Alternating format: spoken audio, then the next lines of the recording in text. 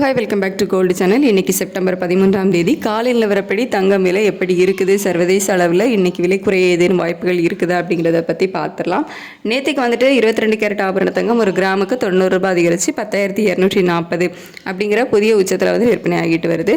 இப்படிப்பட்ட சூழலில் இப்போதைய நிலவரம் எப்படி இருக்குது அப்படின்னு பார்த்தீங்கன்னா, சர்வதேச அளவில் தங்கத்தோட விலை வந்து குறைய தொடங்கி இருக்குது. ஒரு சின்ன இறக்கம் வந்து தங்கத்தில் இருக்குது. US டாலருக்கு நிகரான இந்திய ரூபாயினோட மதிப்பும் வந்து ஒரு 10 பைசா நமக்கு வந்து ஸ்ட்ரென்தன் ஆகிருக்குது. ஸோ பெரிய அளவில் விலை குறையும் அப்படிங்கிறது இல்லாமல் ஒரு சின்ன இறக்கம் தான் வந்து இருக்குது. இந்திய ரூபாயோட மதிப்பை வந்துட்டு ஒரு 10 பைசா ஒரு சின்ன அளவில் ஸ்ட்ரென்தன் ஆகிருக்குது, அவ்வளோதான். ஸோ தங்கத்தோட விலையில் ஒரு சின்ன இறக்கத்தை வந்து நம்ம இன்றைக்கி எதிர்பார்க்கலாம். பெரிய அளவில் விலை இறங்கும் அப்படின்லாம் வந்து சொல்ல முடியாது. ஒரு சின்ன இறக்கம் வந்து இருக்கலாம்.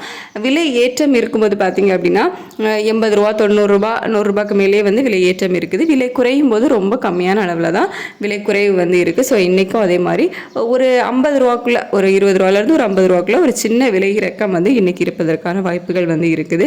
வெள்ளியோட விலை கேட்டிங்கன்னா, வெள்ளியோட விலையும் சர்வதேச அளவில் ஒரு சின்ன இறக்கம் வந்து இருக்குது. இந்திய ரூபாயோட மதிப்பு ஒரு 10 பைசா ஸ்ட்ரென்தன் ஆகிருக்குது. அப்படிங்கிறதுனால வெள்ளியோட விலையும் ₹1 விலை குறையலாம். அப்படி இல்லை அப்படின்னா அதே 142 ரூபாயில் ஒரு கிராம் வெள்ளி வந்து விற்பனை ஆகலாம். காலை நிலவரப்படி தங்கம் மற்றும் வெள்ளி இரண்டுமே வந்து சர்வதேச அளவில் ஒரு சின்ன விலை இறக்கம் வந்து இருக்குது. இந்திய ரூபாயினும் அதே மாதிரி ஒரு 10 பைசா வந்து ஸ்ட்ரென்தனாக இருக்குது. ஸோ இதனால் இன்றைக்கி தங்கம் மற்றும் வெள்ளி இரண்டுமே அதே விலையில், அதாவது நேற்று விற்பனையான 22 கேரட் ஆபரண தங்கம் ஒரு கிராம் 10,240 இருக்கலாம். அப்படி இல்லை அப்படின்னா ஒரு 20 ரூபாயிலிருந்து ஒரு 50 ரூபாய்க்குள்ள விலை குறையலாம். வெள்ளியும் அதே மாதிரி ₹1 விலை குறையலாம். இல்லை அப்படின்னா அதே 142 ரூபாயில் வந்து இருக்கலாம். ஸோ விலை அதிகரிப்பதற்கான வாய்ப்புகள் வந்து இன்றைக்கி இல்லை.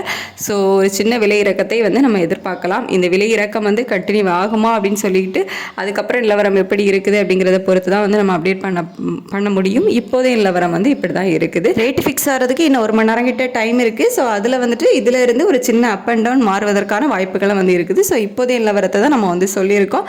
ஸோ கொஞ்சம் வெயிட் பண்ணி பார்க்கலாம் எந்த மாதிரி ரேட் வந்து இன்றைக்கி ஃபிக்ஸ் ஆகுது அப்படின்னு சொல்லிக்கிட்டு. தேங்க்யூ.